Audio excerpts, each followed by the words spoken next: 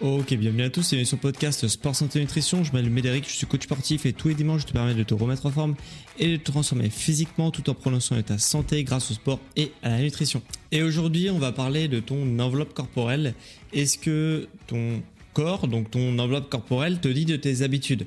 Le but de ce podcast, c'est vraiment de te faire prendre conscience que la silhouette actuelle, c'est pas une fatalité, mais c'est une conséquence logique de tes choix. Donc si tu trouves que tu stockes trop au niveau des hanches, trop au niveau des bras, etc., que tu as des bras qui sont pas toniques, qui sont un peu mous, que tu as peut-être de la cellulite, des choses comme ça, eh bien on va voir que c'est probablement parce que ton corps t'envoie un message clair sur les actions que tu mets en place et que c'est pas une fatalité, c'est juste une conséquence directe de tes actions du quotidien. Et ça amène du coup à la première partie de cet épisode de qu'est-ce que c'est que l'enveloppe corporelle? Ton enveloppe corporelle, donc ton corps, c'est en gros tout ce qui est visuel, tout ce qui se voit. Et du coup le visuel de ce qui se voit de ton corps, grosso modo. Donc c'est quoi? C'est ta masse grasse, c'est ta masse musculaire, c'est ta posture, c'est ta tonicité, tout ce qui reflète le visuel de ton corps.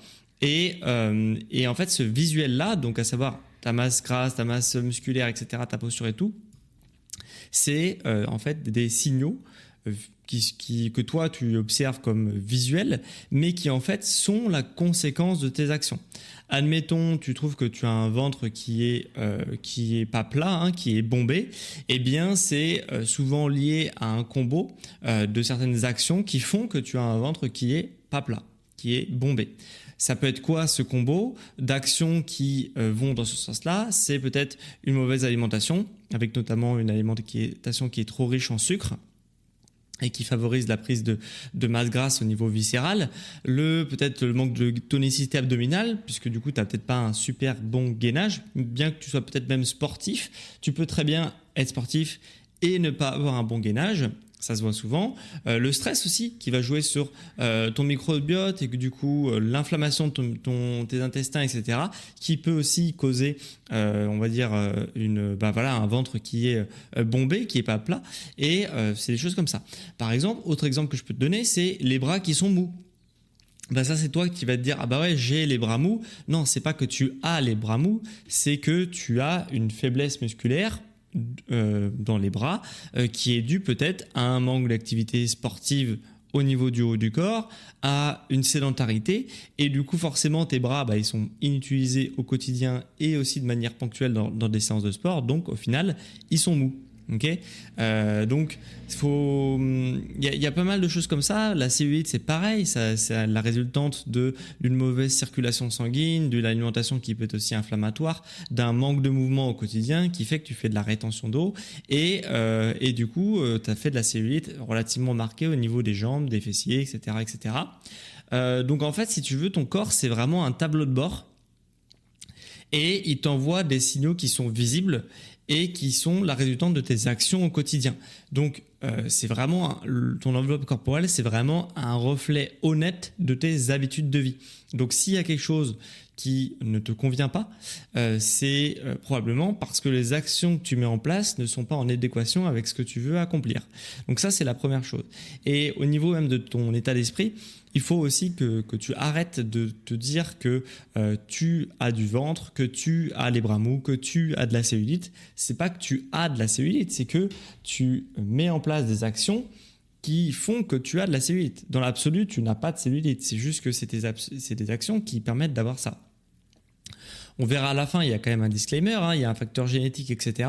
Mais en tout cas, même si tu es dans un facteur génétique qui ne te favorise pas dans certains cas au niveau du visuel de ton physique, dans lequel tu te reconnais plus ou qui te correspond pas, en tous les cas, tu peux améliorer les choses par tes actions et vraiment diminuer nettement le facteur génétique. Donc c'est jamais trop une excuse, ça pourrait être une excuse à la marge sur de la finition entre guillemets, mais si vraiment c'est une situation que tu peux vraiment beaucoup améliorer, tu as une marge de progression et essaye du coup de mettre les actions en place. Et du coup tu vas me dire, c'est quoi les actions que je dois mettre en place? Qu'est-ce qui influe sur ma composition corporelle, sur mon enveloppe corporelle si tu préfères? Eh bien il y a pas mal de petites choses à faire. C'est globalement des trucs assez vus et revus hein, que je vais te dire là, mais peut-être que c'est important de le garder en mémoire et d'avoir aussi de la redite par rapport à ça, puisque c'est peut-être des choses que tu as peut-être oubliées, malgré que tu aies l'information, que tu les as peut-être oubliées. Déjà au niveau de nutrition, par exemple si tu manges trop sucré, je sais que vous êtes beaucoup à ne pas avoir un ventre plat et être dérangé par ça, eh bien au niveau de la nutrition on va pouvoir directement jouer sur ce phénomène du ventre qui n'est pas plat. Comme je l'ai dit tout à l'heure, trop de sucre, ça va favoriser le stockage au niveau viscéral et du coup forcément si tes viscères, donc déjà tu vas stocker du gras au niveau des viscères et en plus ça va inflammer ton intestin.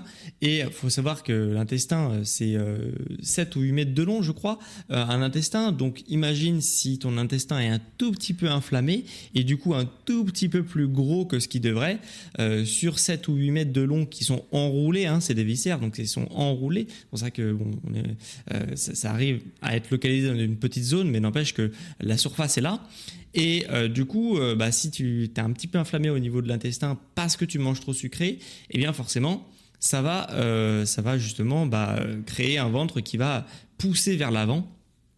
Puisque même ne serait-ce que 1% d'une inflammation, du coup 1% de 7 ou 8 mètres de long, forcément ça fait quelque chose qui se voit visuellement et un ventre qui n'est pas forcément plat.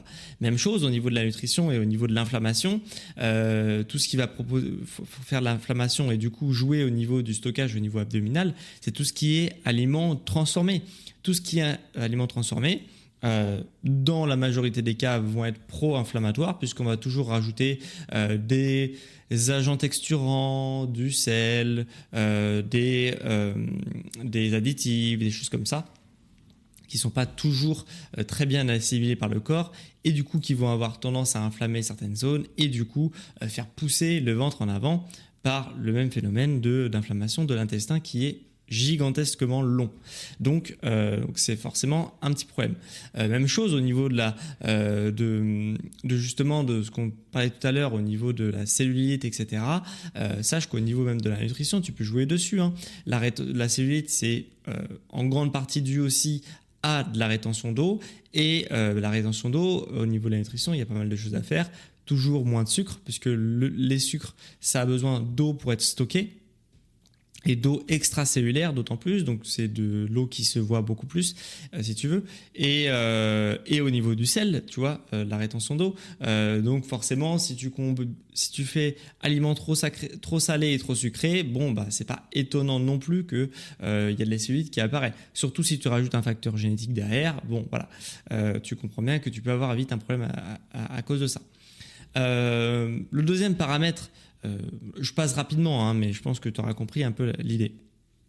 L'aliment plus sain et plus naturel de manière générale va t'apporter quelle que soit ta problématique que tu veux transformer de façon visuelle sur ton corps, ça va t'aider. L'activité physique, c'est le deuxième paramètre. Donc là, c'est tout ce que tu fais sans faire de séance de sport. Hein. Donc là, on est vraiment sur juste qu'est-ce que tu fais au quotidien, est-ce que tu es sédentaire ou pas sédentaire. Sache que la sédentarité provoque de la perte de masse musculaire, provoque aussi une réduction de ton métabolisme. Donc, grosso modo, tu vas brûler moins de calories parce que tu auras moins de masse musculaire et tu vas brûler moins de calories puisque aussi tu auras moins de réactions chimiques dans ton corps. Donc, forcément, en tout cas, ils vont être réduits nettement puisque du coup, tu es assez sédentaire. Et d'ailleurs, petit aparté, tu peux être sédentaire et sportif. C'est pas parce que tu fais du sport que tu es forcément actif. Il faut, dans le meilleur des cas, être actif et sportif. Okay, donc la sédentarité, ça pose vraiment un souci, comme je te l'ai dit, sur la masse musculaire, donc sur ton métabolisme actif, mais aussi sur le métabolisme passif. Donc là, c'est purement les réactions chimiques qui se passent à l'intérieur de ton corps, le fait de réfléchir, le fait de digérer, le fait de produire des hormones, le fait tout ce qui se passe de manière passive dans ton corps, va jouer, va brûler des calories, et ça va être influé directement en fonction du niveau d'activité que tu as dans ta journée. On a aussi, du coup, en grosse chose qui va influer sur ton enveloppe corporelle, ça va être le sport. Forcément, le sport, c'est quelque chose qui va te permettre de gommer les imperfections que tu trouves sur ton corps. Par exemple, je reprends l'exemple de tout à l'heure des bras mous, qui est un indicateur visuel pour toi, mais en fait, qui est la résultante de peut-être un peu trop de masse graisseuse et aussi une baisse de tonicité musculaire au niveau des bras. C'est pas étonnant d'avoir des bras mous si tu ne renforces jamais tes bras de manière ciblée avec du renforcement et que en plus dans ton quotidien tu as un boulot de bureau, on va dire, où du coup tu utilises très peu la force de tes bras. Donc tu vois, c'est la résultante de ça. En quatrième gros facteur, on a aussi l'hygiène de vie globale, parce que l'hygiène de vie globale, c'est quelque chose qui va vraiment jouer aussi sur ton enveloppe corporelle. Par exemple, le stress chronique. Donc tout ce qui est stress chronique, ça va provoquer du cortisol qui est une hormone de stockage et du coup qui va favoriser la graisse au niveau abdominal. On a aussi un sommeil de mauvaise qualité qui va encore une fois dérégler tes hormones. Du coup, qui dit dérégler tes hormones dit forcément tu vas généralement produire des hormones qui vont favoriser la prise de gras et aussi augmenter ta faim et diminuer ta sensation de satiété. Donc forcément, ça va être beaucoup plus difficile aussi d'avoir une enveloppe corporelle qui a moins de gras et plus de masse musculaire.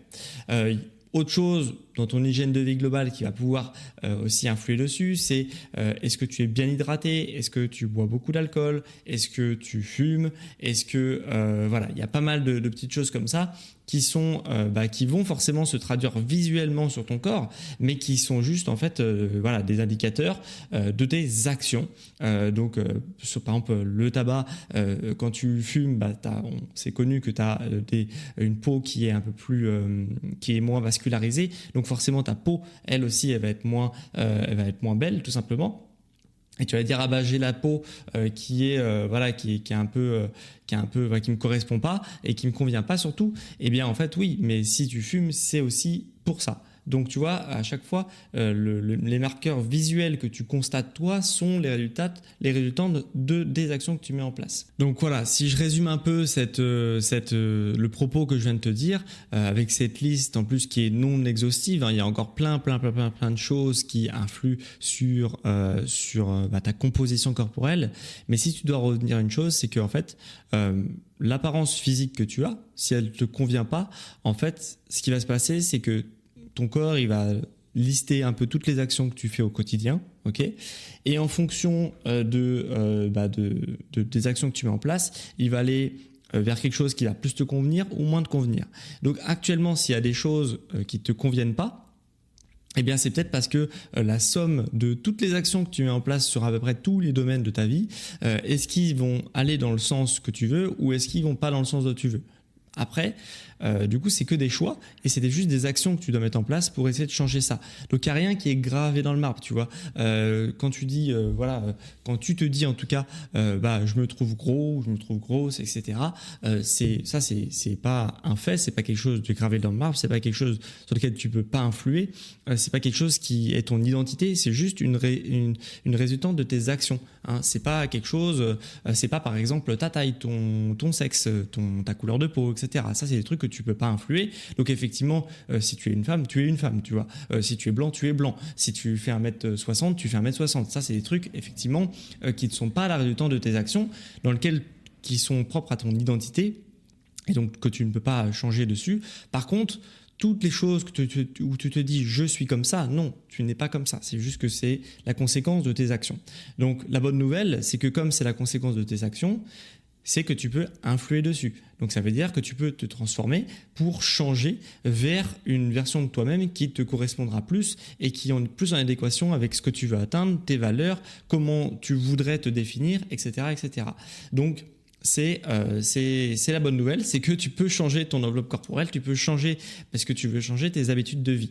Donc, si actuellement il y a des choses qui ne te convient pas, mais que tu veux rien changer dans tes actions à mettre en place, bah effectivement, ça ne va pas marcher.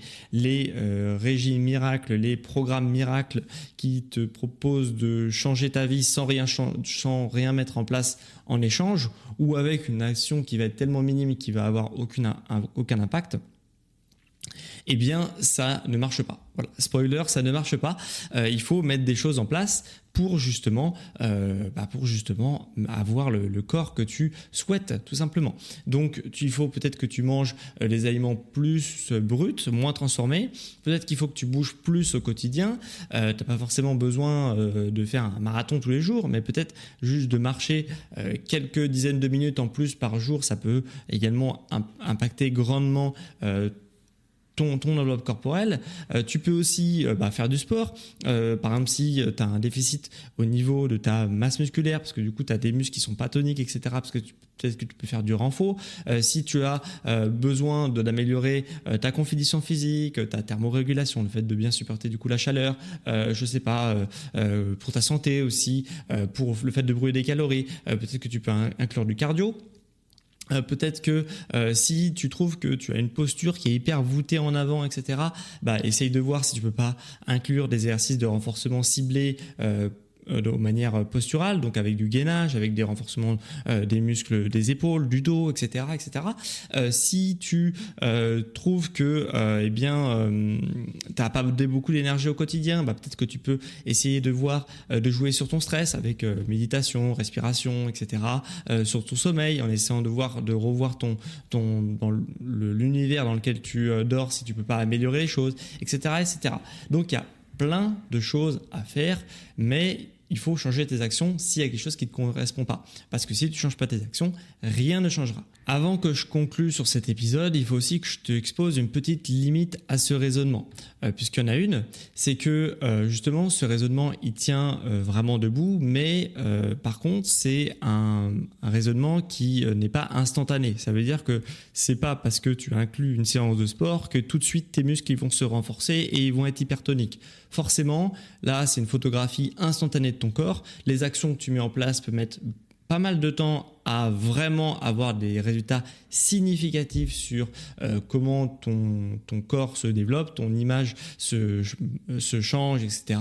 Et ça peut prendre 30 jours, 60 jours, 90 jours, 120 jours, etc., etc. Il faut réussir à mettre des actions en place, mais les mettre en place durablement. C'est pour ça qu'il y a un programme express où tu vas changer tes habitudes, donc où tu vas avoir un petit peu de changement, mais après tu vas tout abandonner. C'est pas forcément de la meilleure solution, puisque en fait ça va te donner peut-être un petit résultat, mais les vrais résultats significatifs qui vont te permettre de transformer ton corps et aussi de transformer la manière dont tu te perçois, puisque c'est aussi ça de quoi on parle aujourd'hui. C'est ce que je t'ai dit tout à l'heure, c'est-à-dire que toi tu te définis comme peut-être en ayant du poids en trop, comme peut-être en n'étant pas sportif, etc. Toutes ces choses-là, ça prend du temps pour modifier comment tu te perçois et l'identité que tu as. Donc tu vas avoir des résultats significatifs sur les premiers jours, sur les premières semaines, mais les changements radicaux de ton style de vie et justement de ton apparence, etc. Ça va être sur du plus long terme. Il faudra être patient et il faudra être plein de gratitude aussi sur les premiers résultats et pas de voir le boulot qui reste à faire, mais le boulot qui a déjà été fait. Donc ça, c'est quelque chose que tu vas vraiment devoir accorder la plus grande importance sur les prochaines semaines pour ne pas être orienté sur le résultat à accomplir, mais sur le résultat que tu as déjà parcouru, parce que c'est ça qui va te motiver au quotidien, de voir l'évolution dans laquelle tu es parti et pas là où tu veux atteindre, qui est peut-être un but qui est un petit peu loin. Donc voilà, donc ça c'est la première limite à ce raisonnement. Et la deuxième limite à ce raisonnement, c'est de ne pas se comparer, puisque si on fait la somme de toutes tes actions que tu mets en place, même si c'est impossible, et que tu les compares avec un voisin qui aurait exactement la somme de mêmes actions que toi, eh bien il peut avoir des résultats qui sont différents. Tout simplement parce qu'il y a une part de génétique, il y a une part d'âge, de sexe, de passé. Si tu étais ancien sportif ou ancien obèse, c'est pas du tout la même mémoire cellulaire, donc forcément les actions que tu vas mettre en place vont être plus ou moins du coup avec des résultats rapides, forcément. Ton métabolisme, donc les réactions chimiques qu'il y a à l'intérieur de ton corps ne sont pas forcément les mêmes, même si d'apparence tu fais les mêmes actions en place, eh bien ça va pas avoir forcément la même conséquences sur ton métabolisme. Par exemple, ton microbiote intestinal n'est pas forcément le même, hein, il est hérité aussi à la naissance, il peut être influé par les facteurs environnementaux. Donc voilà, il y a plein de choses qui influent sur tes résultats. Par contre, pour un même individu, plus tu mets d'actions en place, plus tu auras de résultats. Par contre, pour deux individus différents qui a priori feraient les mêmes actions, eh bien, ils vont pas forcément avoir les mêmes résultats. Ça, c'est quelque chose à bien avoir en tête. Donc, il faut cesser de se comparer. Il faut se comparer avec soi-même, avec les actions qu'on met en place aujourd'hui, qu'on n'arrivait pas à mettre en place hier, et pas se concentrer sur des facteurs de manière générale dans lesquels tu n'as aucun pouvoir, hein. Tu ne pourras pas modifier ni ton âge, ni ton sexe, ni ton passé.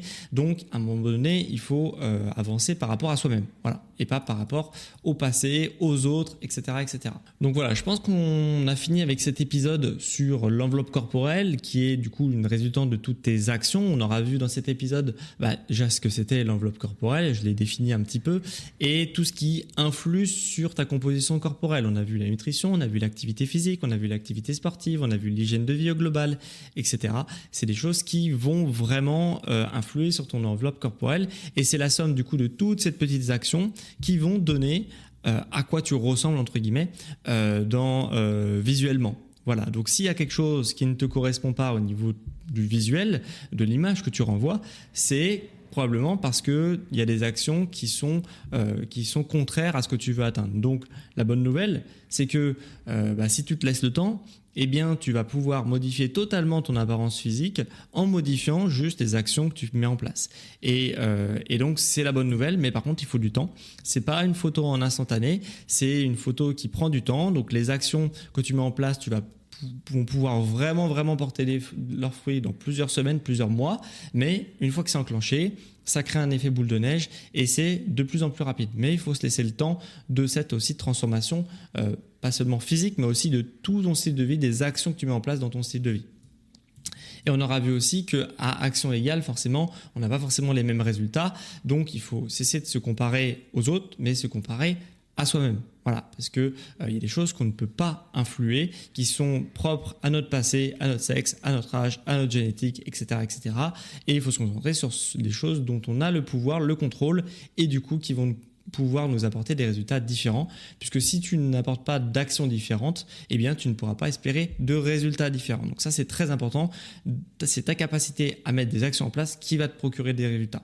D'ailleurs, si tu veux avoir des résultats et que tu veux vraiment mettre des actions concrètes pour arriver à tes objectifs de perte de poids, si notamment tu as plus de 5 kilos à perdre et qui te séparent de ton poids de forme, et que tu veux mettre des actions en place qui sont différentes de ce que tu fais d'habitude pour avoir vraiment des résultats rapides, sainement et durablement, eh bien tu peux tout simplement prendre rendez-vous avec moi en coaching à distance. Dans ce coaching à distance, eh bien c'est tout simple, hein. Je te fais des plans 100% personnalisés au niveau sport, au niveau nutrition. Je t'accompagne aussi pour la motivation. Je t'accompagne vraiment au quotidien avec une formule clé en main qui te permet de reprendre toutes les actions que tu peux mettre en place, de les améliorer, de les optimiser pour t'apporter des résultats le plus durablement et le plus rapidement possible surtout. Donc si ce type d'accompagnement t'intéresse, je te laisse cliquer en description, tu verras, tu auras un petit questionnaire à remplir et tu pourras prendre rendez-vous avec moi en visio si tu es intéressé par ce type d'accompagnement. En tout cas, c'était vraiment un plaisir de te faire ce podcast sur l'enveloppe corporelle et les actions que tu dois mettre en place pour changer ton enveloppe corporelle. Et on se retrouve quant à moi dimanche prochain à midi pour un prochain épisode sur le sport, la santé et la nutrition. Ciao les sportifs intelligents!